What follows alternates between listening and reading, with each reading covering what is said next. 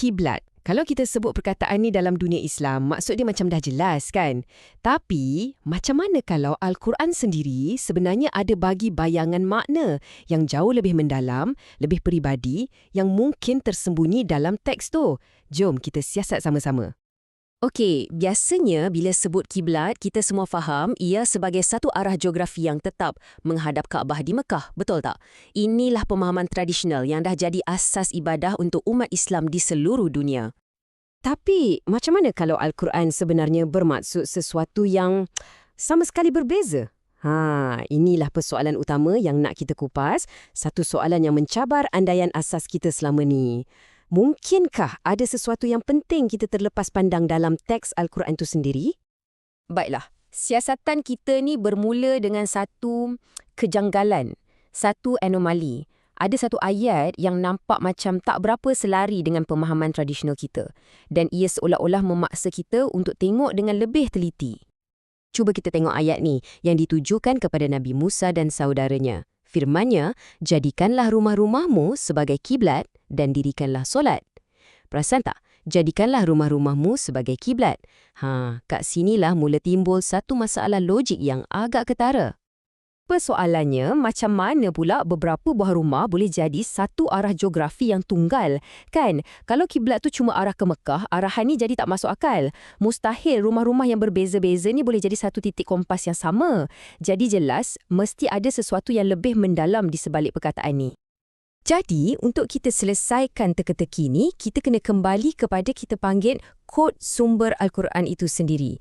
Maksudnya, kita kena kaji kata akar dalam bahasa Arab untuk bongkar makna sebenar di sebalik semua ni.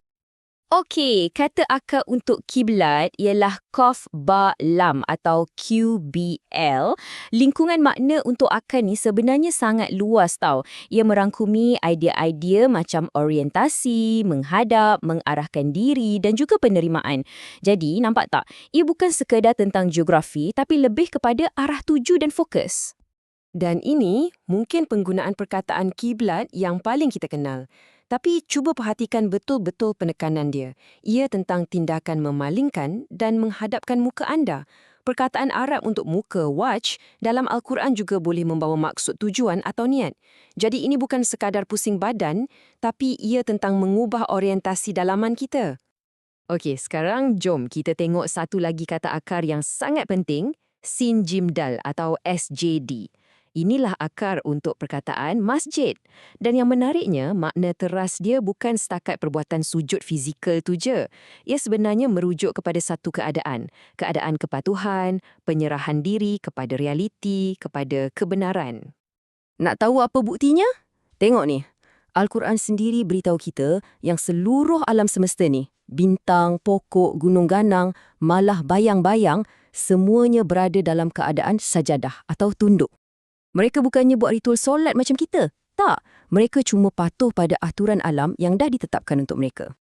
Jadi ini tunjukkan yang sajadah ni adalah satu keadaan kewujudan, bukan hanya perbuatan manusia semata-mata.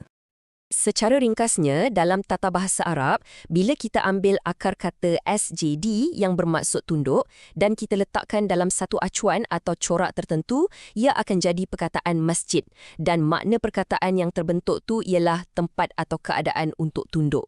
Jadi nampak tak? Dari segi linguistik pun, masjid ni tak semestinya merujuk kepada sebuah bangunan fizikal. Ia boleh jadi satu keadaan. Jadi, bila kita dah kumpul semua bukti linguistik ni, sekarang kita boleh mula bina satu definisi baru yang betul-betul berasaskan teks untuk istilah-istilah penting ni. Okey, jom kita tengok macam mana gambaran baru ni terbentuk. Baiklah, pertama sekali, kiblat. Berdasarkan analisis akar kata tadi, kiblat bukanlah sekadar arah luaran, tapi ia adalah orientasi dalaman. Ia macam kompas dalaman kita. Arah tumpuan, tujuan dan niat yang kita halakan dalam hidup kita. Persoalannya bukan lagi di mana kita menghadap, tapi apa yang kita hadapkan. Dan begitu juga dengan masjid. Ia bukan hanya sebuah bangunan, ia adalah satu keadaan, satu kondisi penyerahan diri yang kita boleh masuki di mana-mana sahaja. Dengan pemahaman ni, Al-Masjid Al-Haram pun boleh difahami sebagai keadaan penyerahan diri yang suci dan tidak boleh dicaburi. Ia jadi satu prinsip, bukan hanya satu lokasi geografi. Dan Al-Quran sendiri secara terang-terang menyokong idea ni. Cuba dengar ayat ni. Kebaikan itu bukanlah kamu menghadapkan wajahmu ke arah timur dan barat, tetapi kebaikan itu ialah kepercayaan. Nampak tak? Al-Quran sendiri kata kebaikan sejati itu bukan tentang arah fizikal, tapi tentang apa yang ada di dalam, kepercayaan dan tindakan kita. Ayat ni lagi mengukuhkan pemahaman baru kita. Milik Allah lah timur dan barat, maka kemana sahaja kamu berpaling, di situlah wajah Allah. Logiknya mudah kan? Kalau kehadiran Tuhan tu ada di mana-mana, maka yang penting bukanlah koordinat geografi kita. Yang penting ialah orientasi dalaman hati dan niat kita. Kemana pun kita berpaling dengan niat yang betul, kita sebenarnya sedang menghadapnya. Okey, sekarang jom kita letakkan kedua-dua tafsiran ni, yang tradisional dan yang berdasarkan linguistik Al-Quran ni sebelah menyebelah. Baru kita nampak dengan jelas apa implikasi dia. Secara ringkasnya, beza utama dia ialah antara luaran dengan dalaman. Satu, pandangan fokus pada ritual luaran yang tepat, manakala satu lagi fokus pada penjajaran niat dan tujuan dalaman kita secara sedar. Dan jadual ni tunjukkan perbezaan tu dengan lebih terperinci. Tengok pada konsep kiblat. Daripada sekadar arah fizikal, ia menjadi titik tumpuan tujuan. Untuk masjid pula, ia beralih daripada sebuah bangunan kepada satu keadaan penyerahan diri. Jadi, keperluannya pun berubah daripada perlakuan luaran kepada penjajaran dalaman. Dan yang paling penting, pandangan berasaskan Al-Quran ni bersifat universal. Sesiapa pun boleh capai. Di mana-mana, pada bila-bila masa. Fokusnya adalah pada kesatuan tujuan, bukan lagi ritual semata-mata. Jadi, apa kesimpulan daripada semua ni? Apa yang kita boleh ambil? Kupasan kita ni nampaknya membawa kita daripada teks kuno terus kepada satu persoalan yang sangat peribadi untuk setiap seorang daripada kita.